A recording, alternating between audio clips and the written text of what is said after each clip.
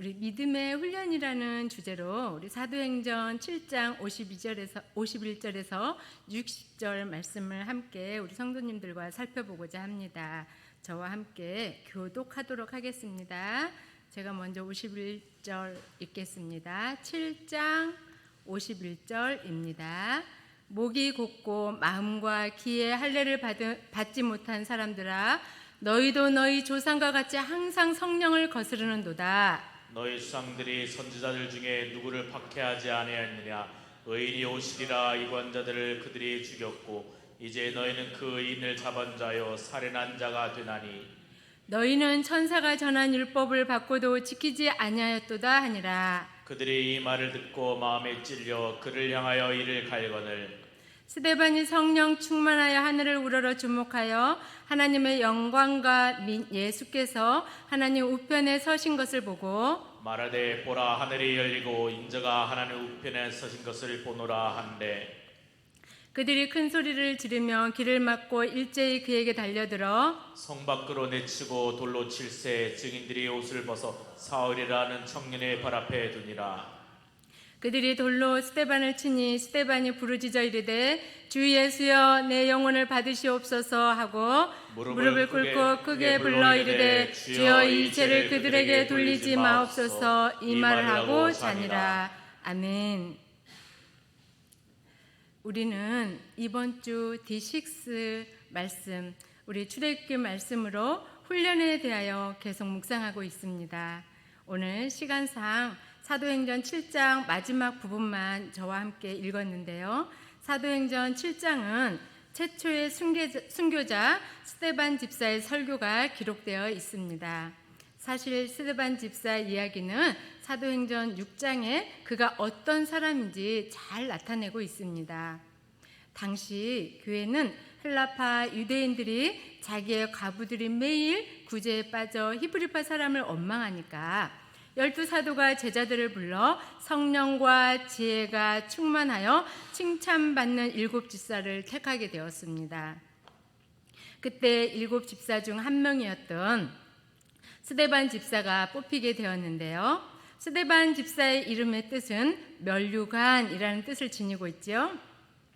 그는 헬라파 유대인으로서 복음적 사명에 충성한 자였습니다. 사도행전 6장 5절을 보면 믿음과 성령이 충만한 자, 6장 8절에 보면 은혜와 권능이 충만하여 큰 기사와 표적을 민간하게 행하였다라고 이렇게 기록되어 있습니다.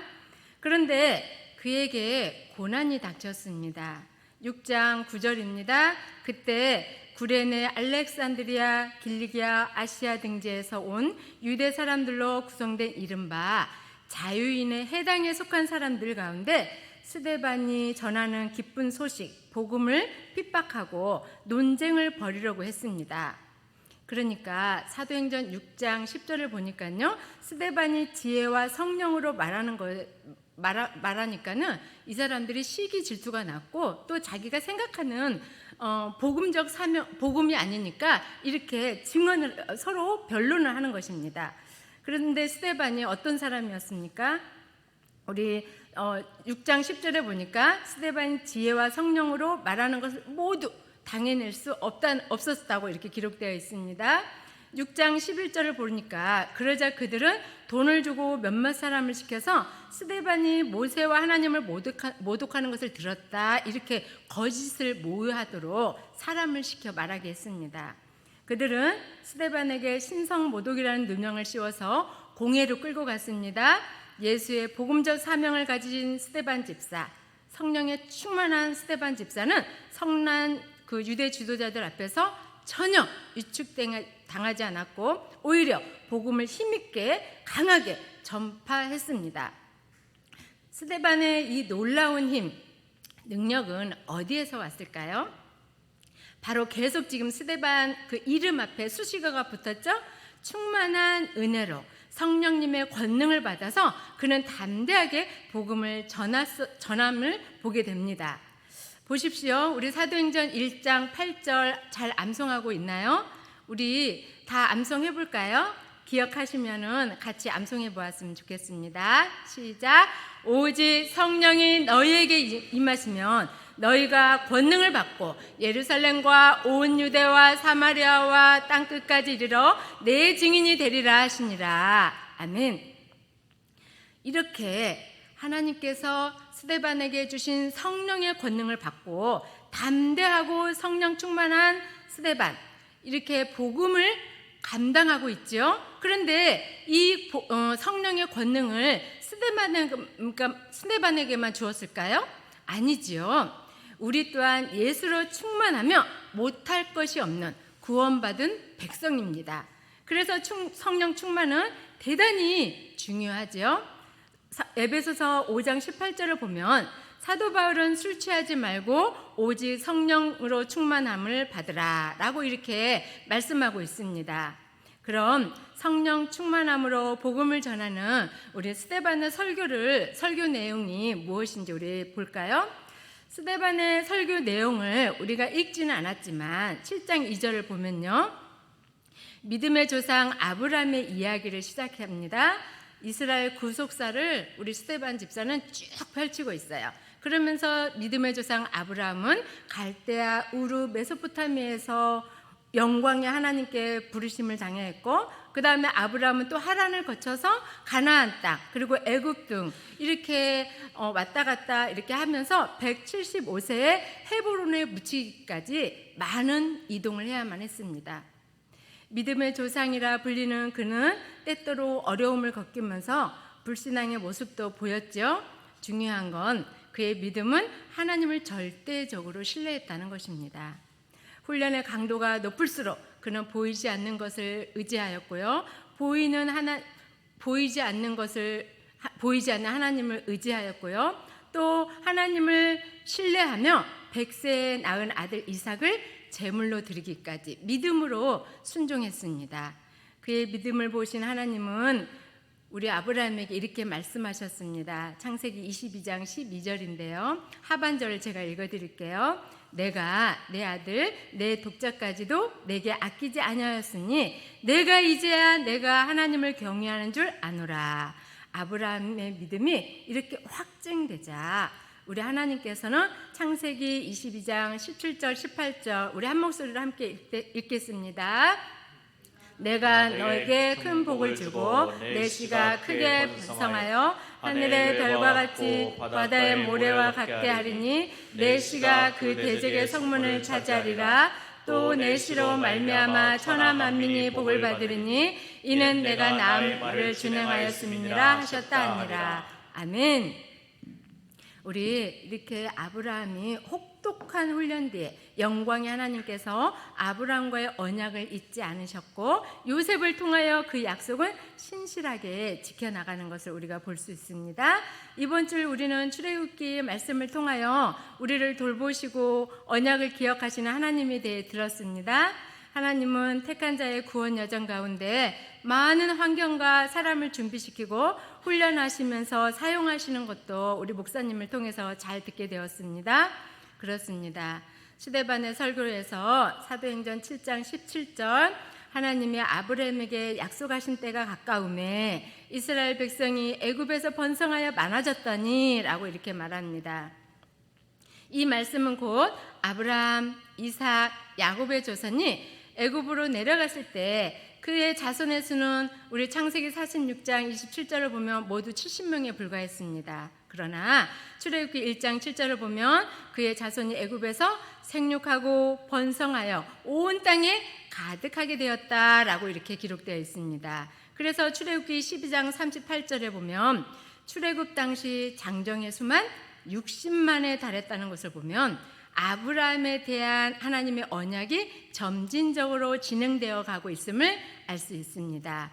무엇보다 믿음의 조상 아브라함의 언약이 이루어지는 그 과정 가운데 우리 애굽의 새 왕이 준비되어서 사용되어지고 있다는 것을 우리 이번 주에 보았죠. 애굽의 우리 7장 18절에 보면은 사도행전 7장 18절이요.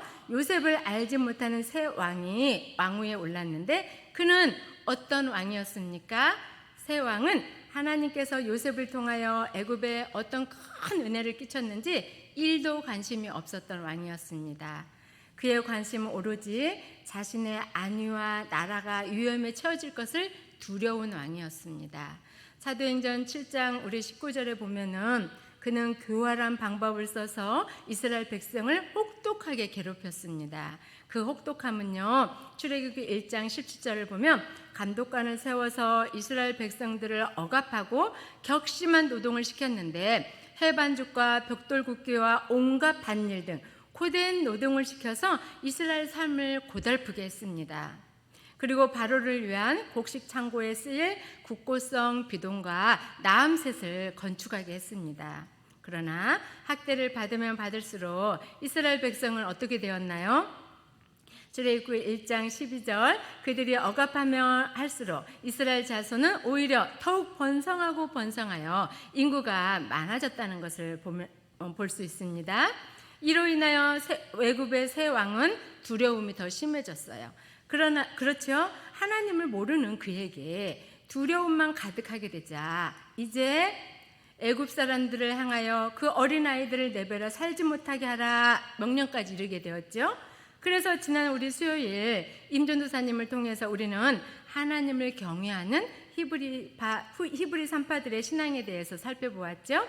산파들 자신들의 그 생명이 위태로운 상황에서도 철저히 하나님을 경외하는 신앙을 보면서 우리는 어둠 속에 믿음의 빛이 얼마나 찬란하게 빛이 나는지 마음에 새기게 되었습니다. 이러한 시대적 상황 속에서 레위 자손 모세가 태어났죠. 그런데 모세는 행운아였습니다. 그는 태어나자마자 상황적으로 죽어야 했던 운명이었음에도 불구하고 아버지 집에 석 달 동안 있었어요. 그러나 더 이상 그 부모가 아이를 키울 수 없게 되자 우리 모세를 나일강에 띄우게 되었죠. 그렇게 물에 띄워진 모세의 삶을 보세요. 7장 21절입니다. 바로의 딸이 모세를 물에 건져 데려다가 양자를 삼아 자기 아들로 양육하게 되었다는 것입니다. 그리고 22절을 보세요. 모세가 애굽 사람의 모든 지혜를 배우며 말과 하는 일이 능하더라 였습니다. 주일 말씀을 들으면서 적어도 모세가 40세까지 왕궁에서 애굽의 문화와 모든 지혜를 익히며 살았음을 우리는 볼 수 있었습니다. 그러나 자신의 동족의 아픔을 보고 우리 모세는 그만 격분하여서 살인을 하게 되는, 그래서 그 일로 인하여 모세의 험난한 또 혹독한 훈련이 시작되었다는 것입니다. 모세는 미디안 땅으로 도망을 갔습니다. 그곳에서 우리 이드로의 양떼를 치는 목동이 되었습니다. 그렇게 세월을 40년이 흘러가도록 그곳에서 살았고 또 그곳에서 나그네로 살면서 아들 둘을 낳았는데 아내 십보라와 우리 화목한 가정을 이루며 그런 대로 잘 살고 있었습니다. 그러던 어느 날 우리 시내산 광야 가시떨기나무 불꽃 가운데서 하나님의 부르심을 받게 됩니다. 그의 나이 80세입니다. 이스라엘의 지도자로 이렇게 부름받았을 때 모세는 하나님의 부르심에 즉각적으로 응하지는 않았어요. 그렇지만 하나님의 구원 계획에 저항할 수 없다는 것을 경험하며 순종하게 됩니다. 그래서 이스라엘을 출애굽시키는 지도자로서 영권을 받아서 전적으로 하나님을 의지하며 불평하는 이스라엘을 출애굽시키게 됩니다. 그리고 하나님의 말씀대로 우리 또 성막을 짓게 되죠. 모세는 이렇게 사명을 다하여 그의 나이 120세의 나그네의 삶을 또 이 세상의 훈련을 마치게 됩니다. 그 후 우리 모세의 후계자 여호수아는 모세의 뒤를 이어서 이스라엘을 인도하고 하나님의 언약궤와 함께 가나안 땅에 들어갔습니다. 여기서 우리는 아브라함과 맺은 언약, 땅에 대한 하나님의 약속이 여호수아를 통하여 실현되는 것을 볼 수 있습니다. 앞에서는 민족이 이루어지는 것을 보았죠. 하나님이 약속하신 땅은 결국 다윗 시대에 성취되었지만 우리 사무엘하 7장을 보면요, 우리 다윗의 정복 전쟁이 끝나자 다윗은 제일 먼저 하나님의 언약궤를 들 만한 합당한 성전을 예루살렘 성전에서 건축하고자 했습니다.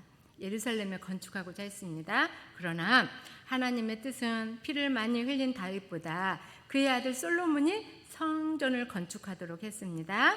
하나님은 나단 선지자를 통하여 우리 다윗에 대해 이렇게 말씀하십니다. 들어보십시오. 그 다윗 언약의 내용을 제가 요약했습니다. 내가 언제 나의 거할 집을 지으라고 했니? 내가 나를 한 목자에서 이스라엘 왕으로 삼았고 언제 어디서나 너와 함께하여 내 모든 대적을 멸하고 내 이름을 존귀하게 해주겠다. 내가 나를 위하여가 아니라 내가 너를 위하여 집을 지어주겠다. 내가 죽을 때 내 몸에서 낳은 자식을 세워서 그날을 견고히 해주겠다. 그 이름, 그 아들 내 이름을 위하여 성전을 건축할 것이고 나는 그 나라를 위하여 영원히 견고하게 할 것이다. 나는 그 아비가 되고 그는 내 아들이 될 것이다. 내 후손이 죄를 짓는다 해도 그것 때문에 내 자손의 왕위가 나라를 빼앗기지 않을 것이다. 내 집과 내 나라가 내 앞에서 영원하게 될 것이다. 라고 다윗에게 언약을 해주셨어요. 우리 하나님은 언약의 하나님이십니다. 자, 그리하여 그의 자손 솔로몬을 통하여 하나님의 처소가 건축되었죠. 하나님의 처소에 대해서는요, 우리 이사야 선지자는 이사야 66장 1절에 이렇게 말합니다. 여호와께서 이와 같이 말씀하시되 하늘은 나의 보좌여 땅은 나의 발판이니 너희가 나를 위하여 무슨 집을 지으랴? 내가 안식할 처소가 어리랴. 하나님의 처소에 대하여 예수님도 이렇게 말씀하셨는데요. 요한복음 2장 19절입니다. 예수께서 대답하여 이르시되 너희가 이 성전을 헐라 내가 사흘 동안에 일으키리라. 그렇지만 유대인들이 말하죠. 이 성전은 46년 동안의 지역권을 내가 3일 동안에 일으키겠느냐? 사실 예루살렘 성전이 있기 전 장막을 사용하던 그 시대에도 하나님은 이스라엘 백성과 함께 거하셨는데 우리 스데반 집사도 이사야서 말씀을 인용하고 있는데요. 우리 예루살렘 성전은 예루살렘에 있는 것이 아니라 지금은 오늘날은 성전된 우리가 성전이라고 우리 예수님은 말씀하여 주셨습니다. 그런데 유대인들은 여전히 예루살렘 성전만 고집하고 한전된 그곳에 우리 하나님을 자꾸만 그곳에 있다라고 자기들의 만들어 놓은 전승에 의해서 이렇게 지금 스데반이 복음을 전하는 거에 의해서 핍박하고 있는 것입니다. 스데반 집사는 예루살렘 성전만 고집하는 유대 지도자들에게 그들은 정말 그들의 이 전승에 고집하는 이 유대 지도자들에 맞서서 우리 사도행전 7장 51절을 보세요. 목이 곧고 마음과 귀에 할례받지 못한 사람들아 너희도 너희 조상과 같이 항상 성령을 거스르는도다. 이렇게 외치고 있습니다. 감히 유대 지도자들을 향하여 우리 스데반 집사가 외치는 이 말씀에서 우리가 성령에 충만하게 되면 어떤 일이 일어나는지 보게 됩니다. 그래서 우리 보세요. 그리고 목이 곧고 마음과 귀에 할례받지 못한 사람들에게 너희도 너희 조상과 같이 항상 성령을 거스른다 하면서 또 우리 목이 곧고 또 항상 성령을 거스르는 마음과 귀에 할례받지 못한 유대 지도자들 정말 이 사람들에게 담대하게 우리 복음을 전하는 우리 우리 스데반 집사는요, 우리 성령에 의해서 이 복음을 전함에 있어서도 충만한 은혜가 하나님과 함께 했다는 것을 우리가 볼 수 있는데요. 그래서 성령에 이끌리는 그 강하게 책망하는 우리 스데반 집사는 그렇게 완악하고 고집스럽고 유대 전승만 따르고 예루살렘 성전에 대해서 자신들이 가지고 있던 편견을 버리라고 그렇게 외쳐도 듣지 않는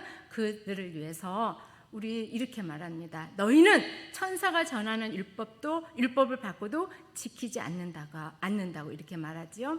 그런데 이들은요, 정말 너무 안타까운 것은 진정한 율법의 정신이 무엇인지 깨닫기보다는 이 말을 듣고 마음에 찔리니까 복음이 사실이잖아요. 복음이 또 진리이잖아요. 이 진리의 말씀이 자신들의 양심이 부닥치니까 스데반을 향하여 격분하고 이를 갈았습니다. 회개하고 돌아오는 것이 아니라 격분하고 이를 갈았다는 거예요. 결국 이 일로 인해서 스데반 집사는 혹독한 시련 앞에 죽음을 맞이하게 되죠. 그 죽음의 문턱에서 스데반 집사는 성령이 충만하여 하늘을 우러러 집중하여 봅니다. 그리고 하나님의 영광과 및 예수께서 하나님 우편에 서신 것을 보고 이렇게 말합니다. 보라, 하늘이 열리고 인자가 하나님 우편에 서신 것을 보노라. 사랑하는 성도님들, 스데반 집사가 무엇을 보았다고 하나요? 하나님 우편에 서신 예수님을 보았다고 하죠. 영적으로 교만에 빠진 무리들은 이 상황에서도 소리를 지르고 길을 막고 일제히 스데반을 향하여 달려들었습니다. 마치 굶주린 이리떼가 먹이를 향하여 달려들듯이, 그리고 재판도 하지 않고 스데반 집사를 성 밖으로 내치고 돌로 칩니다. 이때 사울이라는 청년이 등장하게 되는데요. 바로 우리가 잘 아는 사도 바울입니다. 사울은 스데반 집사가 돌에 맞을 때 함께 있었습니다. 증인들이 옷을 벗어 사울이라는 청년의 발 앞에 두었다는 것은 사울이 스데반 집사의 핍박에 동참하였다는 그런 사람이었다는 것을 우리가 알 수 있습니다. 우리는 사명에 충성한 스데반 집사의 행동에 집중할 필요가 있습니다. 보십시오. 59절입니다. 은혜와 성령이 충만한 스데반 집사는 부르짖어 외치지요. 주 예수여, 내 영혼을 받으시옵소서. 그리고 무릎을 꿇고 주여, 이 죄를 그들에게 돌리지 마옵소서. 마치 예수님처럼 마지막으로 이 말을 한 후 평생 혼란으로부터 이제 참된 영원한 안식의 잠을 자게 됩니다. 오늘 우리 사도행전 6장 7장 스데반 집사의 이야기, 짧지 않은 긴 설교의 내용에서 우리에게 주는 교훈이 무엇입니까? 죽기까지 충성한 스데반 집사가 그가 이렇게 복음적 사명을 감당할 수 있었던 것은 첫째, 성령의 이끄심에 제자로서의 사명자 삶에 충실했습니다. 두 번째는요, 하나님의 영으로 은혜가 충만했습니다. 세 번째는요, 하나님에 대한 믿음이 굳건하여 흔들리지 않았습니다. 죽음의 문턱에서도 이 믿음이 흔들리지 않았다는 것입니다. 네 번째는요, 그의 이름이 면류관이라고 그랬잖아요. 면류관이라는 이름에 걸맞는 복음의 영향을 미치는 삶을 살았고 영광스러운 훈련에 마침표를 찍었습니다. 그렇습니다. 우리는 스데반의 설교를 통해서 이스라엘을 주관하시는 하나님은요, 아브라함, 이삭, 야곱, 요셉, 모세, 여호수아, 다윗 모두 하나님께서 먼저 부르시고 강도 높은 믿음의 훈련을 마치고 생명책에 기록된 우리와 같은 똑같은 사람들이었다는 사실입니다. 우리는 때때로 인생의 훈련이 힘들어서 하나님을 원망할 때도 있죠. 하지만 훈련의 강도가 높을 때 하나님과 친밀한 관계는 시작되고 하나님의 마음을 알 수 있는 절호의 기회라는 사실입니다. 아이러니한 이 사실을 우리 성도님들 경험해 보셨나요? 하나님은요, 우리를 훈련하시어 우리를 통하여 하나님 나라, 하나님의 구속 역사를 이어가시는 분이십니다. 이 사실을 기억하면서 믿음의 눈을 열어 복음을 위해 기꺼이 스데반처럼 기쁨으로 훈련에 동참하는 저와 성도님들이 되기를 소망합니다. 혹여라도 목이 굳고 마음에 할례받지 못한 유대 지도자들처럼 잘못된 열심에 격분하고 복음을 가로막는 일에 열심을 내지 않도록 조심하기를 소원하며 예수님의 말씀과 사도 바울의 고백, 성도님들과 한 목소리로 읽으면서 말씀을 맺고자 합니다. 우리 함께 읽겠습니다. 마태복음 11장 28절에서 30절, 사도행전 20장 24절을 이렇게 함께 읽도록 하겠습니다. 읽겠습니다. 수고하고 무거운 짐진 자들아, 다 내게로 오라. 내가 너희를 쉬게 하리라. 나는 마음이 온유하고 겸손하니 나의 멍에를 메고 내게 배우라. 그리하면 너희 마음이 쉼을 얻으리니 이는 내 멍에는 쉽고 내 짐은 가벼움이라 하시니라. 24절입니다. 내가 달려갈 길과 주 예수께 받은 사며 곧 하나님의 은혜의 복음을 증언하는 일을 마치려 하면은 나의 생명조차 조금도 귀한 것으로 여기지 아니하노라. 아멘. 기도하겠습니다. 하나님 감사합니다. 그렇습니다. 우리는 너무 연약해서 아무것도 할 수 없는 존재입니다. 그렇지만 우리 하나님께서 우리에게 성령 하나님을 보내주시고 그 성령 하나님은 우리 마음 가운데서 하나님의 일을 하도록 역사하고 계시는 분임을 믿습니다. 우리가 할 수 없을 때에도 성령의 충만함을 일으켜 주셔서 복음을 전하게 하시고 용서하게 하시고 용납하게 하시고 하나님의 사랑을 이루어가도록 이끌어 주시는 하나님, 그 하나님 우리가 찬양하길 원합니다. 오늘 스데반 집사님의 그 순교적인 사명을 보면서 우리의 삶에 혹독한 훈련이 올지라도 우리의 믿음이 순교적인 믿음이 되게 하여 주시옵시고 믿음의 선진들을 따라서 넉넉히 이기는 믿음 되게 하여 주시옵소서. 모든 것을 주님께 의탁하였고 예수님의 이름으로 기도합니다. 아멘.